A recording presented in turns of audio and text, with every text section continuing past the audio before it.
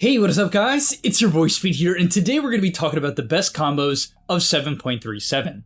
Tomorrow's video is going to be a carry tier list, so I hope you guys are looking forward to that. Did I say that in the last video? I hope I did it. Either way, we're going to be covering the best combos in Dota 7.37, and let's get into it. On top of that, go sign up to the gameleap website, guys. I'm posting new content over there almost every day, and I'll see you there. So the way I make this video is two ways. Number one, I'm going to look at, of course, win rates and see what's good, but mostly what I'm doing is just kind of seeing like what has been good in my pubs. What strategies have worked very well, what heroes are broken, and putting them together, or just listing the combos that were clearly good in my games.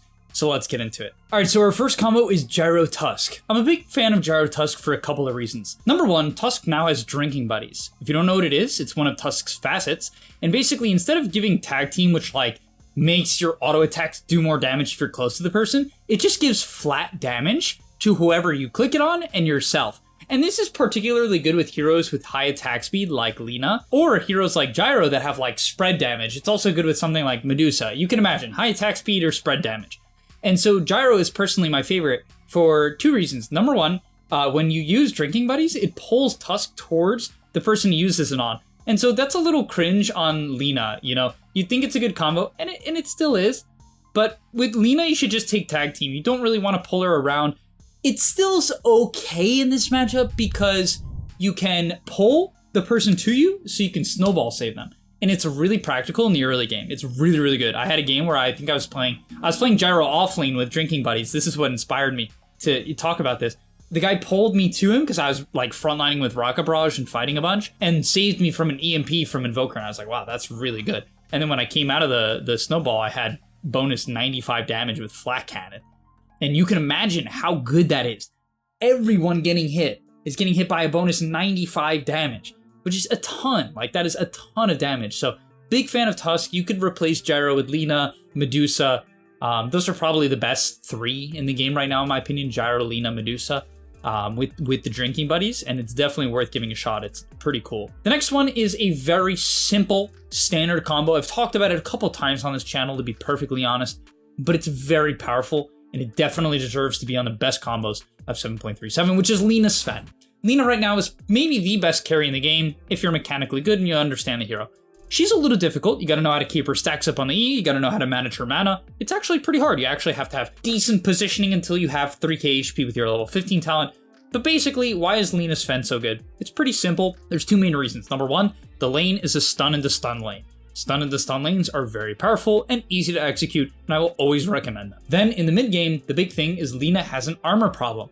Lena at level 15 will have a super high HP pool. Why? She's buying Gleipnir, she's buying Falcon Blade, she's buying a lot of HP, and so naturally just from her items, she has a ton of health. And then at level 15, she gets a talent that makes it where she gets 5% magic resist per stack of Fiery Soul, which is 35% magic resist. So the hero has zero issues dealing with magic damage, but her items and her low agility gain give her almost no armor. She will have 10 or 11 armor.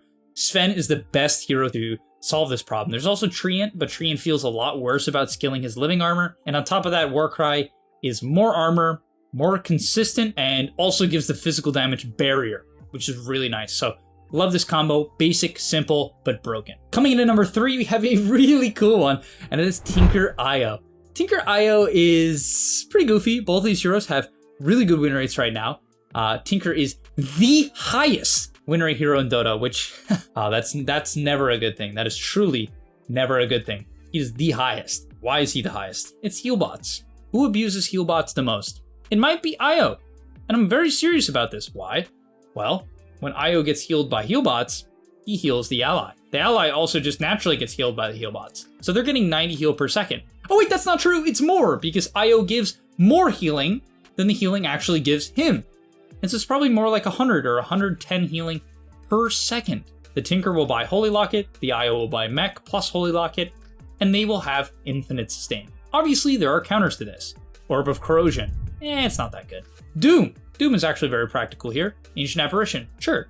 But in pubs, frequently these heroes will not be picked, and as a result, this combo will be completely unstoppable. You ball up a towers with a hyper carry who's getting completely buffed up by this combo, barriers and healing from Io, and it's absolutely unstoppable. And you might be saying, oh, just kill the Tinker, kill the Io. If you think that's easy, I got another thing coming to you. This Io is going to have 2 bracers. He's going to have like 1.8k HP. He's being healed by Tinker. The IO can heal the Tinker if needed. Like, it is some goofy stuff. If you get the chance to try this combo, trust me, do it. It's definitely something. Next up, we have Marcy Visage.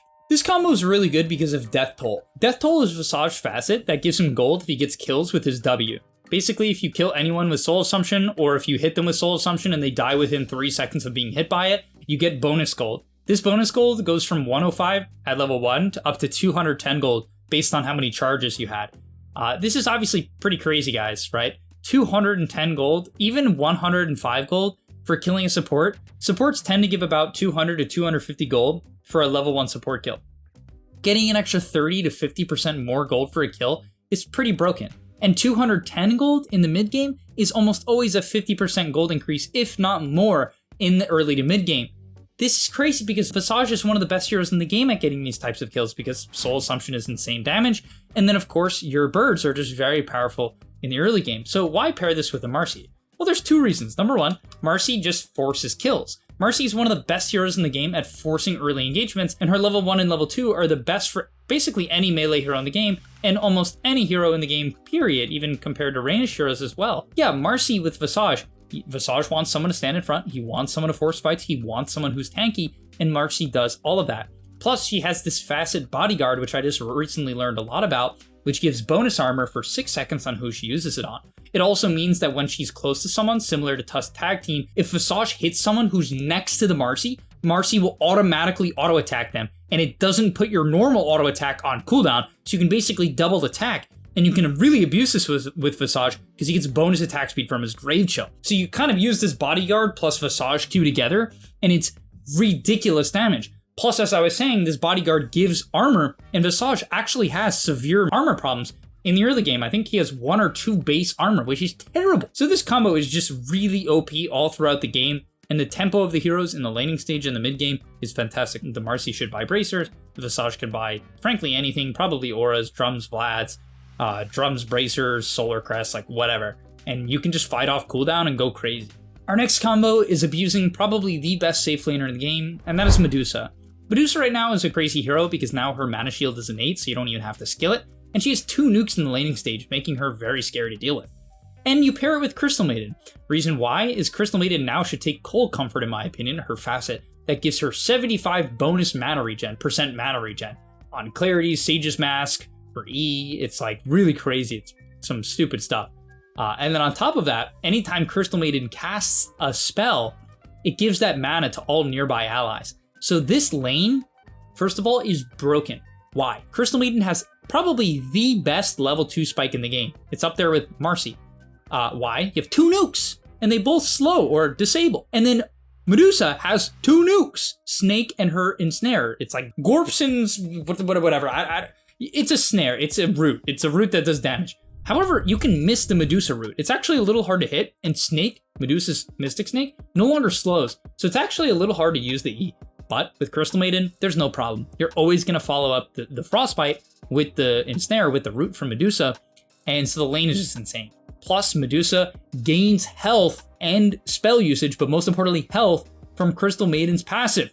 So at level 3, you want to go that route, you can take it at level 2 as well, but at level 3, Crystal Maiden will be giving health to Medusa constantly. And you just sit next to each other in the laning stage, protect each other, and you can kill anyone. This lane is absurd. End combo in the game is absurd. All Crystal Maiden has to do is buy Drum Solar and put it on the Medusa, and you basically win the game. Next up is Ember Jakiro. I just wanted to put Ember on hero because the hero is kind of broken. You buy Mage Slayer, you chain people with Jakiro spells. Jakiro has this problem where he's not exactly the best at setting things up himself. Unless the person's melee range, then he can with his QE. But basically, the combo's simple. Ember wants someone to follow around and provide long range damage and disable. Jakiro does exactly that. Jakiro is some of the highest damage in the early game right now with either of his facets, any of his spells. And so I just like this combo. It's simple, it's not complex, it's not really new meta, but Ember's broken with Mage Slayer and Gleipnir. Jakiro's pretty good right now, so I just wanted to put it here. And finally, the last combo of the video is Viper Oracle. Viper, I just made a video on yesterday, so go check that out if you haven't. Viper is crazy right now, primarily due to his innate Predator, which makes him do bonus damage based on how much health the enemy is missing. The lower they are, the harder you hit. So basically, Viper wants to fight to the death. And if you pair him with Oracle, he can do that better than almost any other hero in the game. He's gonna walk in, start pumping out crazy DPS, and frequently he will get all in because Viper doesn't have a very high HP pool, so people think they can kill him. But with his bonus magic resist and with an Oracle standing behind him, he basically cannot die. The other combo that I really like is Viper with Winter Wyvern. For a pretty similar reason, the Cold Embrace is cool. But what's nice about Oracle Viper is that the Oracle doesn't stop the Viper from hitting.